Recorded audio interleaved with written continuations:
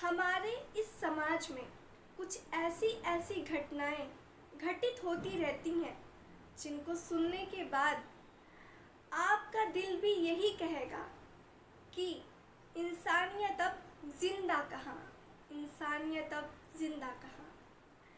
तो आज की ये घटना भी इंसानियत को शर्मसार कर देने वाली है।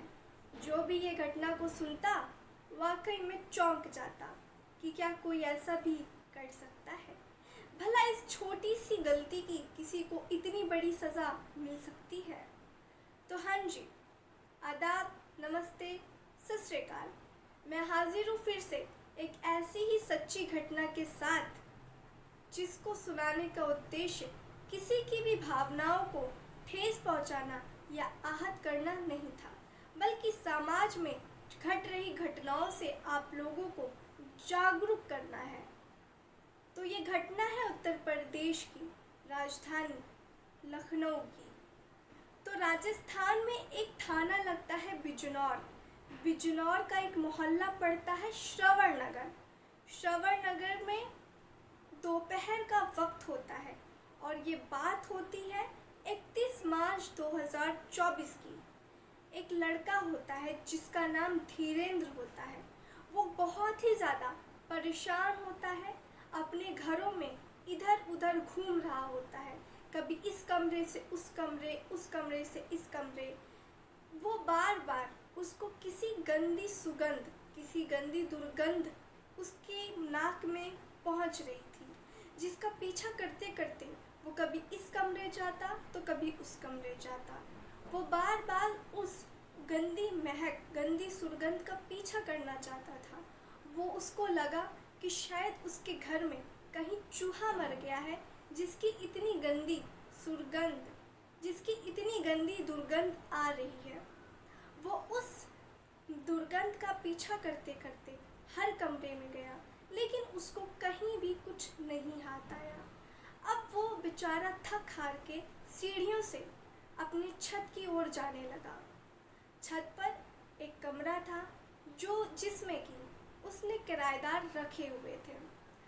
अब जब वो छत पर पहुंचता है तो वो जो कमरा होता है जिसमें वो किराएदार रह रहे होते हैं, उस कमरे का दरवाज़ा बाहर से बंद होता है, मगर उसकी खिड़की खुली होती है। अब जब किराएदार की खिड़की में वो झांकता है तो उसकी चीखें निकल जाती हैं।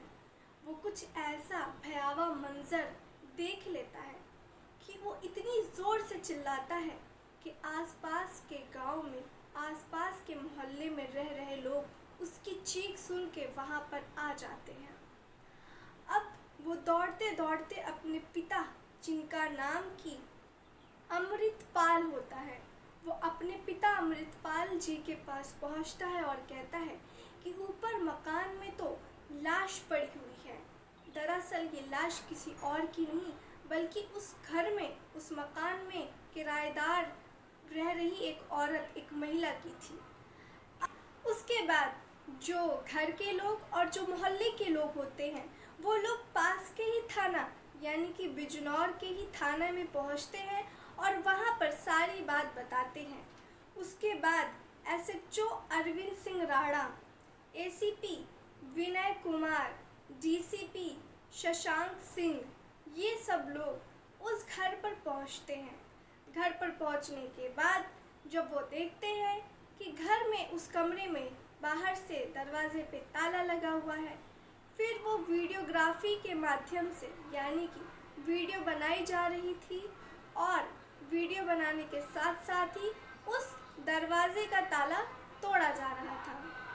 अब जब ताला तोड़ा गया, पुलिस और जो एसएचओ, एसीपी, डीसीपी थे, ये लोग जब उस कमरे में दाखिल होते हैं, उस कमरे में प्रवेश करते हैं, यानी कि वो महिला जो कि किराएदार थी, उसका नाम था ज्योति, जिसकी उम्र लगभग 30 साल थी, वो ज़मीन पर पड़ी हुई है, मृत।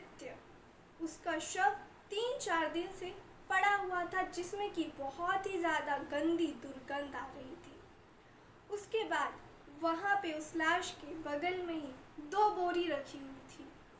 उन दोनों बोरियों को जब निकाला गया, खोला गया, तो उसमें से 2 बच्चों की लाश मिलती है। एक बच्चा जिसका नाम आनंद होता है, जिसकी उम्र 3 साल होती है, और एक बोरी में एक लड़की यानी कि उस ज्योति की बेटी होती है जिसका नाम पायल होता है, और पायल की उम्र लगभग 6 साल होती है। उस घर से 3 लाश की खबर मिलती है जब, और गांव वाले के लोगों को जब ये खबर सोशल मीडिया पर पहुंचती है तो पूरी सनसनी मच जाती है कि आखिर ये कौन कर सकता है। एक ही घर से 3 लोगों की लाशें मिलना बहुत बड़ी बात है। ये मामला बहुत ही ज़्यादा तेज़ी से फैलता जा रहा था सोशल मीडिया के माध्यम से। उसके बाद जो पुलिस होती है वो ज्योति की बॉडी को पोस्टमार्टम के लिए भेज देती है। उसके बाद बताया जाता है, यानी कि जो अमृतपाल था यानी कि मकान मालिक, उनसे पूछा जाता है तो उनसे पता चलता है कि इस घर में एक उसका पति, ज्योति का पति भी रहता था, जो कि पीओपी करने वाला एक मजदूर था, जिसका नाम राम लगन था, जिसका नाम कि राम लगन था उस माखन। तो ये जो माखन था वो बलरामपुर का रहने वाला था। बलरामपुर में एक इलाका लगता है रतनपुर, ये वहीं का रहने वाला था और ये पीओपी का काम करता था। पुलिस को ऐसा शक हुआ कि शायद ये जो राम लगन है ये भाग सकता है, इसलिए इसका नंबर लेकर के इसका नंबर सर्विलांस पे लगा दिया गया और इसकी लोकेशन ढूंढी गई। इसकी लोकेशन सोहरा मऊ के पास पाई गई। वहाँ पे जब पुलिस पहुँचती है, उस मकान की घेराबंदी करती है और वहाँ पर पूछा जाता है कि तुम लोगों में से माखन कौन है। तो एक व्यक्ति निकल के आता है और वो कहता है कि जी मेरा ही नाम माखन है, बताइए क्या बात है। उसके बाद पुलिस उसको गिरफ्तार कर लेती है और थाना लेकर जाने लगती है। वहाँ के लोग ने, जो वहाँ के मजदूर काम कर रहे होते हैं माखन के साथ में, वो पुलिस से प्रश्न करते हैं कि आखिर क्या बात है, आप इसे क्यों ले जा रहे हैं। तो जब पुलिस बताती है कि इसने अपनी बीवी और 2 बच्चों का कत्ल किया है, इस जुर्म में इसको गिरफ्तार किया जा रहा है, तो वहाँ के मजदूर लोग इस बात से साफ इनकार कर देते हैं कि ये ऐसा कर ही नहीं सकता है, क्योंकि ये रोज़ सुबह सुबह यहाँ काम पे आ जाता है और ये पूरा दिन काम करके शाम को रोज़ घर लौट जाता है, तो ये ऐसा कैसे कर सकता है। पुलिस को उन मजदूरों की बातों पर ज़रा भी यकीन भरोसा नहीं होता है और वो माखन को लेकर के थाने पहुंच जाते हैं। अब जब थाने में पहुंचकर माखन से पूछताछ किया जाता है तो वो कुछ भी नहीं उगलता है। उसके बाद जब पुलिस तबीयत से उसकी खबर लेती है, तब पुलिस को माखन अपनी सच्चाई बताने पर मजबूर हो जाता है। वो कहते हैं ना कि अगर पुलिस अपनी पर आ जाए तो मुर्दों से भी उसका सच उगलवा लेती है। उसके बाद जो ये माखन होता है वो पुलिस को कुछ ऐसी बात बताता है जिसको सुनने के बाद हर कोई ये सोचने पर मजबूर हो जाएगा कि क्या ऐसा भी कोई व्यक्ति कर सकता है। किसी इंसान के अंदर इतनी हैवानियत कैसे आ सकती है।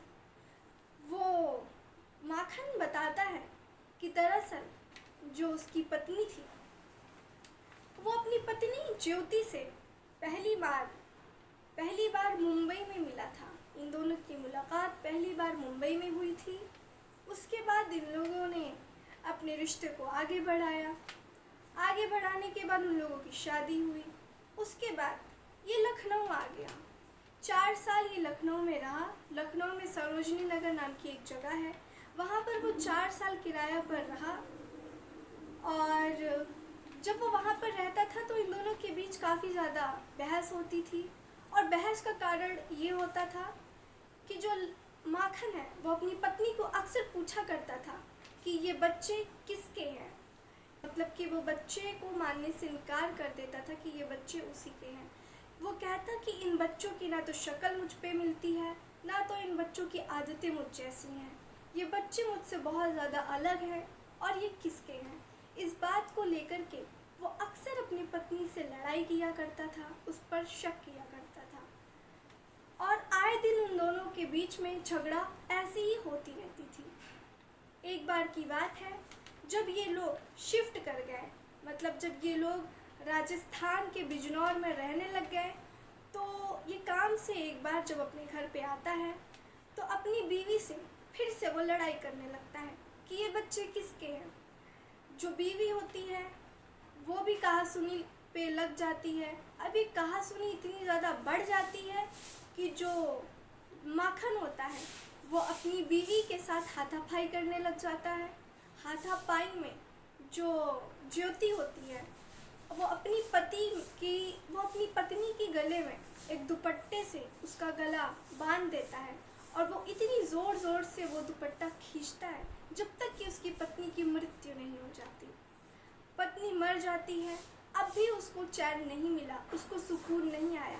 अब वो अपनी प्यास बुझाने के लिए, जो दरिंदगी उसके सवार पे, खून उसके सिर पे सवार था, उसको बुझाने के लिए अब पास में ही दोनों मासूम बच्चे सो रहे थे। वो सबसे पहले अपने छोटे बेटे के पास जाता है जिसकी उम्र 3 साल होती है, आनंद के पास पहुंचता है। उसके पास पहुंच के उसका गला दबा करके उसकी भी हत्या कर देता है। उसके बगल में ही सो रही उसकी बेटी, अब वो उसके पास पहुंच के उसकी भी गला दबा करके हत्या कर देता है। दोनों की हत्या करने के बाद अब उसे समझ नहीं आ रहा था कि इन दोनों बच्चों की और उसकी पत्नी ज्योति की बॉडी को वो बाहर कैसे फेंके।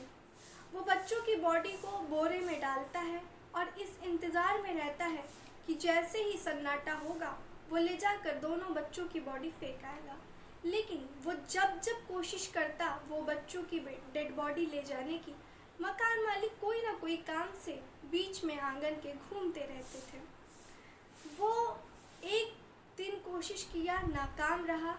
वो फिर से उसी लाश के बीच में सो गया, खाना बनाकर खाना खाकर सो गया।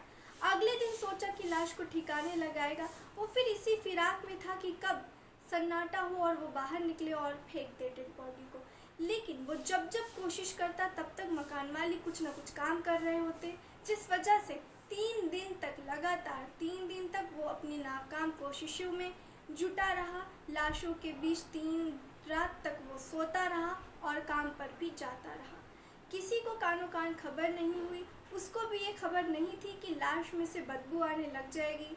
जब लाश में से बदबू आने लग गई तो जो मकान मालिक का बेटा था वो जब पहुंचा वहां पर तो देखकर हैरान रह गया।